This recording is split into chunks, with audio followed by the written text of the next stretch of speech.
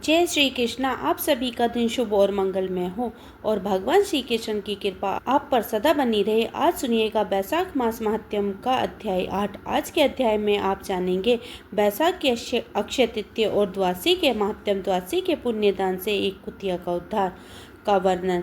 शुद्धदेव जी कहते हैं, जो मनुष्य अक्षय तृतीया को सूर्योदय काल में प्रातःकाल स्नान करते हैं और भगवान विष्णु की पूजा करके कथा सुनते हैं, वे मोक्ष के भागी होते हैं। जो उस दिन श्री मधुसूदन को प्रसन्नता के लिए दान करते हैं, उनका वह पुण्य कर्म भगवान की आज्ञा से अक्षय फल देने वाला होता है।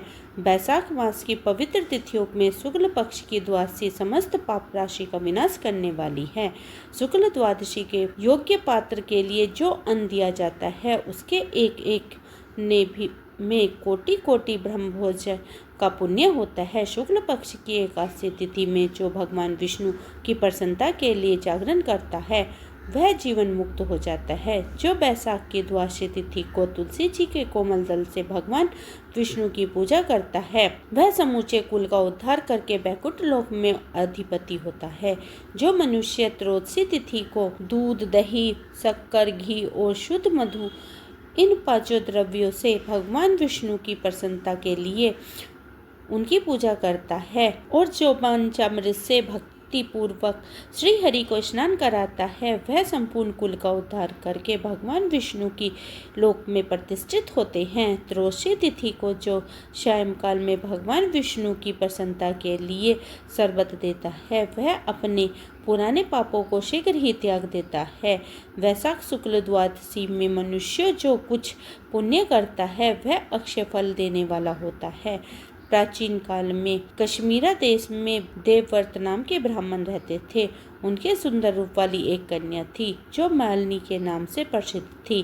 ब्राह्मण ने उस कन्या का विवाह सत्यसाल नामक बुद्धिमान ध्वज के साथ कर दिया। मालिनी को मार्ग पर चलने वाली पुष्पचली होकर संवेद पूर्वक धीरे धीरे इधर उधर रहने लगी। वह केवल आभूषण धारण करने के लिए पति का जीवन चाहती थी, उसकी हित नासी नहीं थी। उसके घर में कामकाज करने के बहाने उपपति रहा करता था। सभी जाति के मनुष्य जड़ के रूप में उसे वहां ठहराते थे। वह कभी पति की आज्ञा का पालन करने में तत्पर नहीं हुई।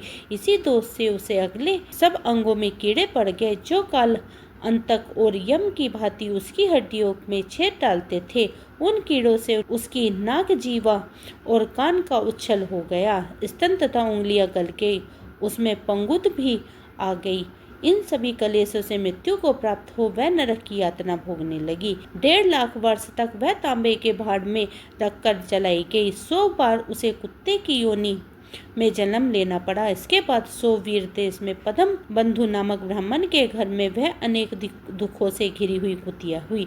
उस समय भी उसके कान, नाक, पूंछ और पैर कटे हुए थे। उसके सिर में कीड़े पड़ गए थे और योनि में भी कीड़े भरे रहते थे। राजन, इस प्रकार 30 वर्ष बीत गए। एक दिन वैशाख मास के शुक्ल पक्ष की द्वादशी को पद्म बंधु का पुत्र नदी में स्नान करके पवित्र होकर भीगे वस्त्र से घर आया। उसने तुलसी की वेदी के पास जाकर अपने पैर धोए। देव योग से वह कुतिया वेदी के नीचे सोई हुई थी। सूर्योदय से पहले का समय था। ब्राह्मण कुमार के चरण दक्ष से वह नहा गई और तत्काल उसके सारे पाप नष्ट हो गए। फिर तो उसी क्षण उसने अपने पूर्व जन्म का स्मरण हो गया। पहले के कर्मों को याद करने से वह कुतिया तपस्वी के पास जाकर दीनता पूर्वक पुकारने लगी, हे मुनि, आप हमारी रक्षा करें। उसने पद्म बंधु मुनि के पुत्र से अपने पूर्व जन्म के दुराचार पूर्वक वृत्तांत सुनाया और यह भी कहा कि ब्राह्मण, जो कोई भी दूसरी युवती पति के ऊपर वशीकरण का प्रयोग करती है, वह दुराचार मेरी ही तरह तांबे के पात्र में पकाई जाती है। पति स्वामी है, पति गुरु है और पति उत्तम देवता है। साध्वी स्त्री उस पति को अपराध करके कैसे सुख पा सकती है? पति का अपराध करने वाली स्त्री सैकड़ों बार तिया योनि में अर्थात पशु पक्षियों की योनि में और अरबों बार कीड़ों की योनि में जन्म लेती है। इसीलिए स्त्रियों को सदैव अपने पति की आज्ञा का पालन करना चाहिए। ब्राह्मण, आज मैं आपकी दृष्टि के सम्मुख आई हूँ। यदि आप मेरे उद्धार नहीं करोगे तो मुझे पुनः इसी यातना पूर्वक घृणा घृणित योनि के दर्शन करना पड़ेगा। इसलिए विप्रवर मुझे पापचारिणी को वैशाख शुक्ल पक्ष में अपना पुण्य प्रदान करके उबार लीजिए। अपने जो पुण्य की वृद्धि करने वाली द्वादशी की है उसमें स्नान दान और अन्य भोजन कराने से जो पुण्य हुआ है उसे मुझे दुराचार का उद्धार भी हो जाएगा।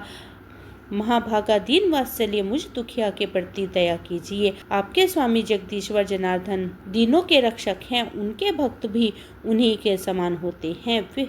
हे दीन वत्सल, मैं आपके दरवाजे पर रहने वाली कुतिया हूँ, मुझे दीन के प्रति दया कीजिए, मेरा उद्धार कीजिए। अंत में मैं आप दुख ज्येष्ठ को नमस्कार करती हूँ। उसका वचन सुनकर मुनि के पुत्र ने कहा, कुतिया, सब प्राणी अपने किए हुए कर्मों के ही दुख सुख रूप भोगते हैं। जैसे सांप को दिया हुआ शक्कर मिश्रित दूध केवल विष के सिद्ध करता है, उसी प्रकार पापी को दिया हुआ पुण्य उसके पाप में सहायक होता है।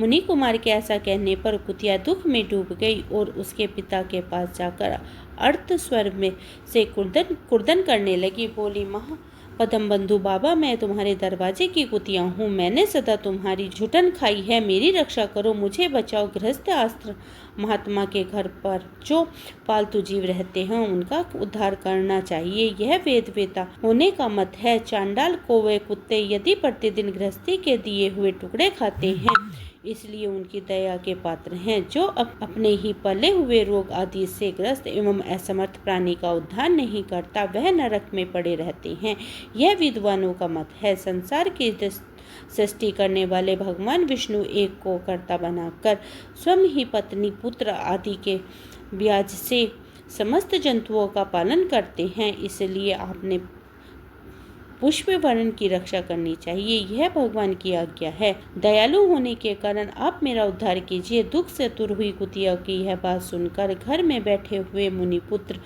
तुरंत घर के बाहर निकला। इसी समय दयानिधि पदम बंधु ने कुतिया से पूछा, यह क्या है, क्या वृत्तांत है? तब पुत्र ने सब समाचार कह सुनाया। उसे सुनकर पदम बिंदु बोले, बेटा, तुमने कुतिया के ऐसे वचन क्यों कहा? साधु पुरुषों के मुंह से ऐसी बातें नहीं निकलती। वत्स, देखो तो सब लोग दूसरों के उपकार करने के लिए ही तत्पर रहते हैं। चंद्रमा, सूर्य, वायु, रात्रि, अग्नि, जल, चंदन, वृक्ष और साधु पुरुष सदा दूसरों की भलाई में लगे रहते हैं। दैत्यों को महाबली जानकर महर्षि दधीचि ने देवताओं के उपकार करने के लिए दयापूर्वक उन्हें अपने शरीर की हड्डी दे दी थी। महाभगवत के प्राण बचाने के लिए भूखेबाज को अपने शरीर के मांस दे दिया था। पहले इस पृथ्वी पर जीमुतवाहन नामक राजा थे, उन्होंने एक सांप के प्राण बचाने के लिए महात्मा गरुड़ को अपना जीवन समर्पित कर दिया था। इसलिए वेद ब्राह्मणों को दयालु होना चाहिए। क्यों इंद्रदेव शुद्ध स्थान में ही वर्षा करते हैं, अशुद्ध स्थान में जल नहीं बरसाते? क्या चंद्रमा चंडाल के घर में प्रकाश नहीं करते? इसलिए बार बार प्रार्थना करने वाले इस कुतिया को मैं अपने पुण्य से उद्धार करूंगा। इस प्रकार पुत्र की मान्यता का निराकरण करके परम बुद्धिमान पदम बिंदु ने संकल्प किया, कुतिया, लो, मैंने द्वादशी का महान पुण्य तुझे दे दिया है। ब्राह्मण के इतना कहते ही कुतिया ने सहस अपने प्राचीन शरीर का त्याग कर दिया और दिव्य देह धारण कर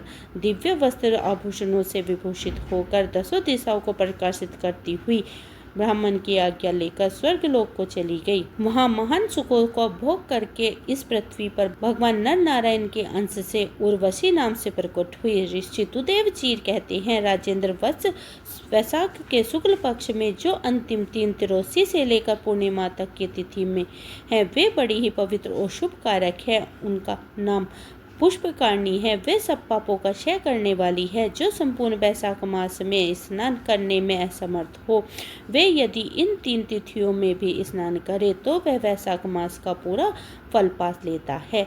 पूर्व काल में वैशाख मास की एकादशी तिथि को शुभ अमृत प्रकट हुआ था। द्वादशी को भगवान विष्णु ने उसकी रक्षा की थी। त्रयोदशी को उन श्री हरि ने देवताओं की शुद्धा पान कराया। चतुर्थी को देव विरोधी दैत्यों का संहार किया और पूर्णिमा के दिन समस्त देवताओं को उनका साम्राज्य प्राप्त हो गया था।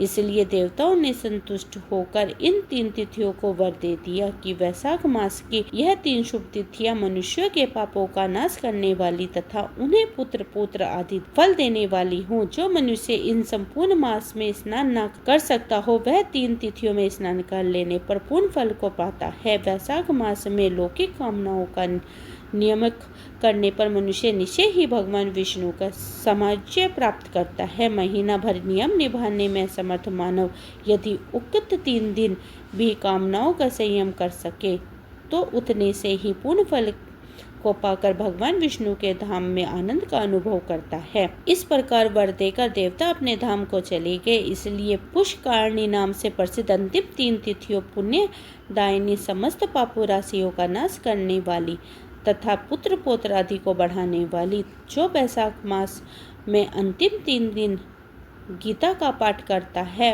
उसे प्रतिदिन अश्वमेध यज्ञ के फल के बराबर फल मिलता है। जो उक्त 3 दिन विष्णु सहस्त्र नाम से का पाठ करता है उसके पुण्य फल का वर्णन करने में इस भूलोक तथा स्वर्गलोक में कौन समर्थ है। पूर्णिमा को सहस्त्र नामों के द्वारा भगवान मधुसूदन दूध से नहलाकर मनुष्य पापहीन वैकुंठ धाम में जाता है। वैशाख मास में प्रतिदिन भागवत के आधे या चौथाई श्लोक का पाठ करने वाला मनुष्य ब्रह्म भाव से प्राप्त होता है। जो वैशाख के अंतिम 3 दिनों में भगवत दर्शन करता है वह जल से कमल के पत्तों की भांति कभी पाप में लिप्त नहीं होता। उक्त 3 दिनों के सेवन से कितने ही मनुष्य ने देव आत्मा प्राप्त कर लिया है, कितने ही सिद्ध हो गए हैं और कितनों ने ब्रह्म तत्व पा लिया। प्रयाग में मृत्यु होती है। प्रयाग में मृत्यु होने से वैशाख मास के नियम पूर्वक प्रातःकाल जल में स्नान करने से मोक्ष की प्राप्ति होती है। इसलिए वैशाख के अंतिम 3 दिनों में स्नान, दान और भगवत पूजन आदि अवश्य करनी चाहिए। वैशाख मास के उत्तम महत्तम का पूरा वर्णन रोग शोक से रहित जगदीश्वर भगवान नारायण के सिवा दूसरा कौन कर सकता है। तुम भी वैशाख मास में दान आदि उत्तम कर्म का अनुष्ठान करो, इससे निश्चय ही तुम्हें भोग और मोक्ष की प्राप्ति होगी। इस प्रकार मिथिलापति जनक को उपदेश देकर सुखदेव जी ने उनकी अनुमति लेकर वहां से जाने का विचार किया। तब राजश्री जनक ने अपने अभ्युदय के लिए उत्तम उत्सव कराया और शुद्धदेव देव जी का पालकी में बिठाकर विदा किया। वस्त्र आभूषण गो भूमि तिल और स्वर्ण आदि से उनका पूजन कर वंदन करके राजा ने उनकी परिक्रमा की। इसके बाद उनसे विदा होकर महातेजस्वी एवं परम यशस्वी शुद्धदेव जी संतुष्ट होकर प्रसन्नता पूर्वक वहां से अपने स्थान को गए। राजा ने वैशाख धर्म का पालन करके मोक्ष प्राप्त किया। नारद जी कहते हैं, हे अम्बरीश, यह उत्तम उपाख्यान मैंने तुम्हें सुनाया है जो कि सब पापों का नाशक तथा संपूर्ण संपत्तियों को देने वाला है। इससे मनुष्य भक्ति, मुक्ति, ज्ञान एवं मोक्ष पाता है। नारद जी का यह वचन सुनकर महायशस्वी राजा अम्बरीश मन ही मन बहुत प्रसन्न हुए। उन्होंने ब्रह्मा जगत के व्यापार से निवृत्त होकर मुनि को साष्टांग प्रणाम किया और अपने संपूर्ण वैभव से उनकी पूजा की। इसके बाद उनसे विदा लेकर महर्षि नारद दूसरे लोक में चले गए, क्योंकि दक्ष प्रजापति के शाप से वे एक स्थान पर नहीं ठहर सकते। राजश्री अम्बरीश भी नारद जी के बताए हुए सब धर्मों का अनुष्ठान करके निर्गुण पर ब्रह्मा परमात्मा में विलीन हो गए। जो इस पाप नाशक एवं पुण्य वर्धक उपाख्यान को सुनता है एवं पढ़ता है वह परम गति को प्राप्त होता है। जय श्री कृष्ण। आज का अध्याय यहीं समाप्त हुआ। इसके आगे का वृत्तांत आप कल अगले अध्याय में सुनेंगे। दोस्तों, ये थी आज की वीडियो। उम्मीद करती हूँ आज की वीडियो आपको पसंद आई होगी। वीडियो पसंद आई है तो वीडियो को लाइक और परिवारजनों में शेयर करें। मिलती हूँ एक और नए अध्याय के साथ। तब तक के लिए हरे कृष्णा, राधे राधे।